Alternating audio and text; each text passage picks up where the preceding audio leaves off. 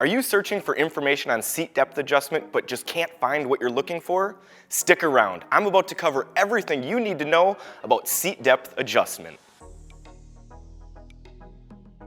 Hey guys, it's Ryan with BTOD TV. We're going to continue our series here educating you on all of the different adjustments that you can find on office chairs. But before we get into the meat of the video, I really want to encourage you to follow our social media channels. We've got a ton of giveaways on some furniture coming up, Leap chairs, Vert desks, a lot of different things that you can win, and also some behind the scenes footage of what we've got going on here at BTOD. So I'd really encourage you to check that out. So what is seat depth adjustment?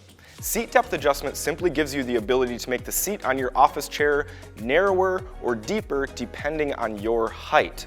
Why is this important? This is important because a seat that is too short for you will not provide the proper support for the front part of your legs, and it can potentially cut off circulation, causing an uncomfortable experience. If the seat is too long for you, then it poses the problem of it rubbing up against the back of your legs, which is certainly uncomfortable and definitely not recommended for a proper ergonomic position. The correct position to be in is to have the front of the seat about 2 to 3 inches from the back of your legs. Having seat depth adjustment ensures that you have the best opportunity to be in the best position for your proper ergonomic setup. Seat depth adjustment is a fairly common adjustment that we do see on a lot of different office chairs, but there are a few different designs that manufacturers go with to incorporate seat depth adjustment. We've seen 4 main ways that manufacturers incorporate seat depth adjustment into their chairs, and I'm just going to go through the 4 different examples for you here quickly so that you can see the different types of ways that some manufacturers go about incorporating this design. So the first and most common way by far is going to be a seat slider, and this is just going to allow the seat to move horizontally on a plane in and out. We've got the Steelcase Think V2 here. This is a great example of it, and you can see that all you need to do is just simply slide the seat in and out, and this gives you that seat depth adjustment, allowing you to have the seat about 2 to 3 inches from the back of your legs. The next way that we're going to look at the way that manufacturers incorporate the design is actually called back depth adjustment, but it gives the same concept. You get a little bit more space in the seat or a little bit less space in the seat. So we've got the Office To Go 11692 chair here, and you simply release a lever on the bottom, and then you can slide the backrest in and out, giving you a couple extra inches of space one way or the other. The next design concept that we're going to look at is going to be on the Mira 2 chair. We've seen this on a few different chairs. Another example would be the OM5 from Office Master. And this is going to have a collapsible front to the seat, allowing it to fold down, making it narrower or longer if you pull it all the way up. So that's going to be the third different design that we see for seat depth. And the final way that we've seen manufacturers incorporate the design is going to be on the Embody by Herman Miller.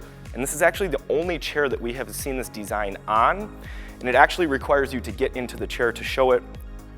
And it requires you to sit down, and then you just pull up on 2 handles, and you can fold it out or retract it back in. So it gives you a couple inches of space to work with there, allowing it to get to that 2 to 3 inch mark behind the back of your legs.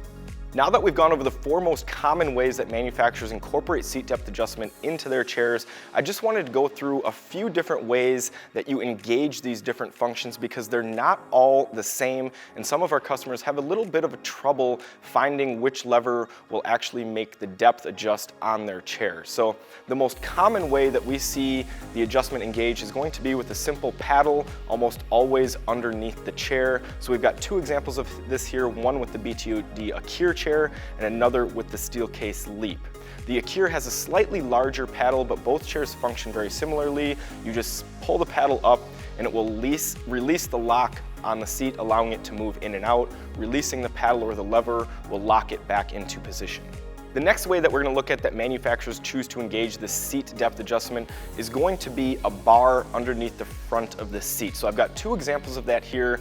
I've got the Steelcase Think V2 and the Nightingale CXO, and both of these chairs have a bar at the front of the seat that spans the entire width of the seat, and to adjust the seat depth you just need to press on the bar, which will unlock the lock on the seat depth, allowing you to move it in and out to put it at that correct position for you.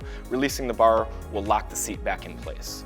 The next chair that we're going to take a look at is going to be the Nightingale IC2, and I picked this chair specifically because it does have a pretty rare way that you engage the seat depth adjustment. It requires you to push levers on both sides of the seat, so you have to engage both of those levers, which will allow you to move the seat forward and backwards. This can be kind of tricky for some customers because most customers are used to just engaging one lever. So if one lever is not working on your chair, maybe check the other side to see if you need to be using two at the same time, and that might solve your issue. And the last example we're going to take a look at today is going to be on the steel case gesture chair. Now this chair has a really rare seat depth adjustment with a knob on the side that you can turn forwards or backwards, and if you turn the knob forwards, it's slowly going to move the seat forwards, backwards, going to move the seat back. I have not seen any other chairs with this design. Really allows you to dial it into that exact position with that knob on the side. Before we finish up the video, I do want to cover a couple problems that we have encountered from a lot of our customers when it comes to seat depth adjustment. I just want to cover here quickly. The first one is that just because a chair has seat depth adjustment doesn't guarantee that it is going to fit you.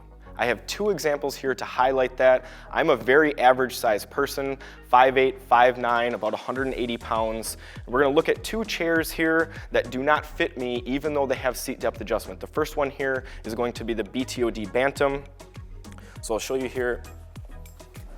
It does have seat depth adjustment,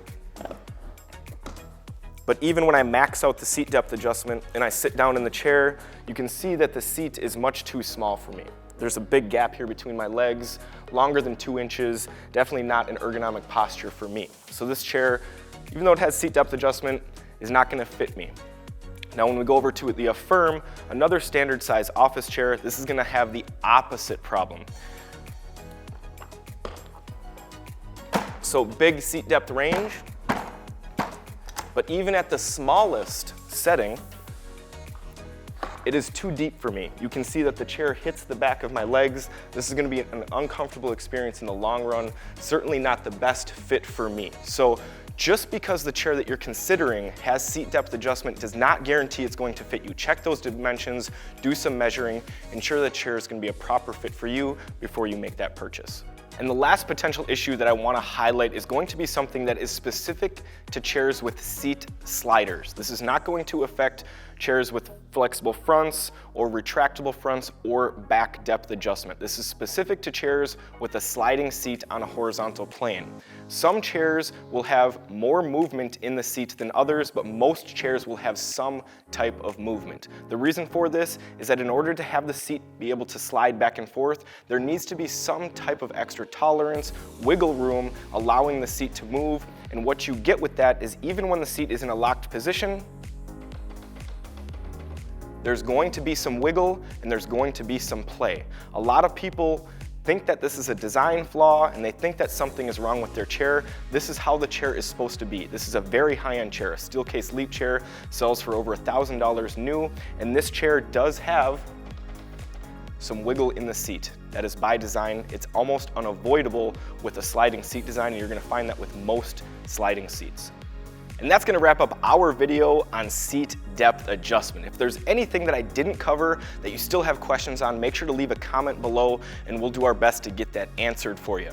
Make sure to follow us on social, as I mentioned earlier, so that you can get in on those giveaways and the behind the scenes footage. If you've made it this far, as always, I would super appreciate a subscribe, a smash on that like button, ding the bell so that you know when we're gonna upload our next piece of office chair adjustment content. Thanks a lot for watching.